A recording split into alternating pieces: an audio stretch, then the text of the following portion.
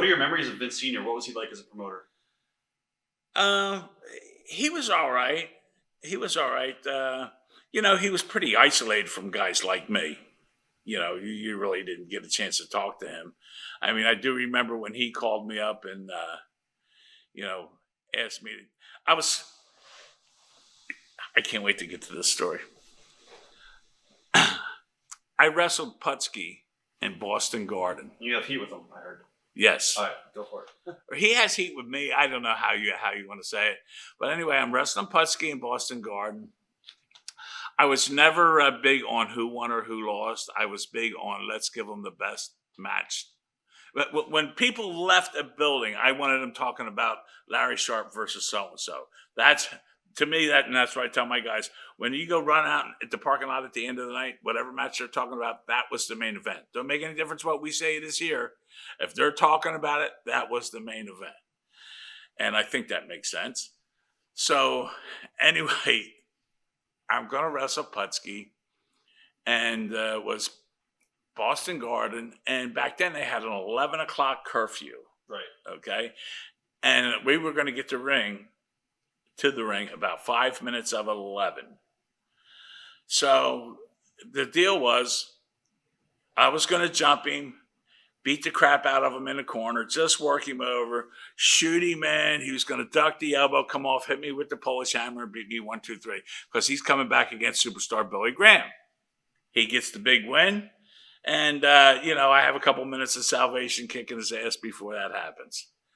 Well, as soon as the bell rang, he come over and he jumped me and just started wailing away at me. And he was a terrible worker. He had no crowd psychology, nothing like that. And I'm like, fuck this. I said, grab a headlock. He grabbed the head puck. I suplexed him. And when I suplexed him, I covered him, pulled him up by the hair, 1, 2. And I did about 15 false finishes on him in about 4 minutes. And I manhandled him. Right. I manhandled him. So now it's time for the finish. He throws me in. I duck the clothesline, and he punches me right in the nose, gives me 2 black eyes and a broken nose. But it was worth it. It's not like the first one I ever had. No, when you went back into the locker room, was it pretty much... he was gone. He was gone already? Yeah. Did you get heat from the office? He had no balls. Was there any heat on you from the office? I don't remember any. Oh, but I do remember this. This is getting back to the Shea Stadium now. Vince called me up, and I'm booked against Putski. Right. So I can't wait. This is my opportunity. There's going to be thousands of people there. And I'm wrestling Putski, and he can't beat me. No matter what he wants to do, he can't beat me. And I'm so psyched up for it. And Vince calls me up, and he goes, Larry, he goes, listen, I got a call from Inoki, and he wants to wrestle you in Shea Stadium. And I'm like, oh, Vince, that's great, but I want to wrestle Pski. And he's like, well, this could be pretty important. And he goes, the problem is he only wants to pay you $500. And I'm like, well, what are you going to pay me for wrestling Putski? He goes, probably $1,000. That really made it a bitter pill to swallow. Yeah. But I said, can I have 24 hours to think about it? And he's like, yeah. And I called up, some of my friends that I trusted, and they're like, go with Inoki. So I went with Inoki. And when I got there, now, this is going to ramble on. I'm sorry, no, but this is great. Me and a buddy of mine were on our way to Shea Stadium. And I got a case of cold beer on one side in the back seat and a case of champagne on the other side in the back seat. On ice. Not drinking before the match or anything like that. But I'm cruising.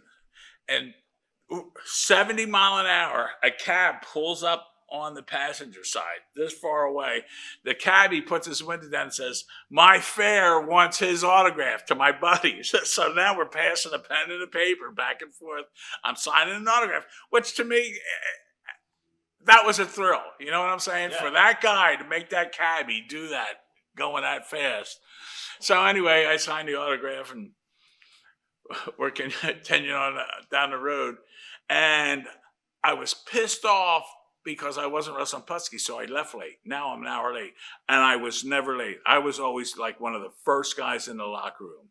That was just me. I'm first. I'm first, the first one there. But this time I wasn't first, and I didn't want to be first. And when I get there, Vince is standing outside the building. And he actually says this, I'll never forget. Thank God you're here. So Vince McMahon, I remember you thanking God that I showed up at the Shea Stadium show. If you say anything different, you're lying. Because this was senior, right? Yeah. Okay. No. This Oh, was Vinny junior. Jr. Oh, Yeah, this okay. was Vinny Jr. And he's got my envelope full of money that Inoki already gave him. Oh, wow. Yeah. So he's waiting for me. I'm an hour late. And he goes, thank God you're here. And he gives me that envelope. And I counted out, and it's like $500. And like, it's nice, but it's not $1,000. But, I got to go do what I'm going to do. And then he says, also, there's a contract for 5 weeks for Japan in there for $3,500 a week. So it was a good move. Yeah, it was a good foot in the door. How long was Vince Jr. around this period of time? Well, he had always been around. He was the announcer. Right. What was his role for the company around this period of time? Just announcing, or what was his backstage duties? I don't know. I pretty much ignored him. You just didn't deal It was with the boss's kid, and stay away. Okay. Now, in that match with Inoki, was there any, translation problems as far as calling spots, or was he easy to work with? Oh, there was a huge problem. Wasn't there something with the referee refusing to count Inoki's finish? Yeah, Roberto Roman. What happened there? Well, Inoki had the spinning back kick to the head, and he hits me with it. And I know I took a decent bump because I've watched the video 100 times. I have it right here in the Monster Factory. And anyway, I take this bump. He goes to count me, and Roman counts 2 and stops. And now Inoki's fucking fuming, and I'm like, what's going on? And Gilberto Roman was a Spanish guy. He goes, amigo, the finish is looking like shit. I'm like, dude, it's not your call to say it's looking like shit. It's your call to fucking slap the mat. So, we went into it again and, got into the finish, and he counted it. But, Inoki was pissed off. What was a bigger deal for you, working Shea Stadium or working MSG? Well, Shea Stadium was a one-time deal. It was WrestleMania. Right. Basically. That was the first WrestleMania. Okay. They just didn't call it that. Was that Bruno and Stan the same show? 'Cause there was a couple. Yeah, well, there was a couple of them. One time the Samoans were on top against somebody, and Bruno. It was Bruno and Zbyszko because they had that blow off on TV. I don't remember what the main event was really. I should, I guess, but. After you worked Inoki, you went over to Japan, and what was that experience like? Oh, it was good. Well, I love Japan. I've made like 6 or 7 trips over there, and I have a ball there. Guys get over there and they get depressed. Now they're making more money over there than they make here, and their goal is to see how much money I can save, which I can understand to a point, but don't make yourself miserable because you're trying to save money.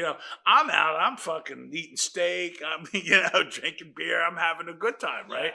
And they're eating fucking rice and beans, Did it take hard to get accustomed to the Japanese style since it's a little bit stiffer than the States? Or? No, because I hung around Fuji a lot, and he always had some Japanese shit going on at his house. And, right.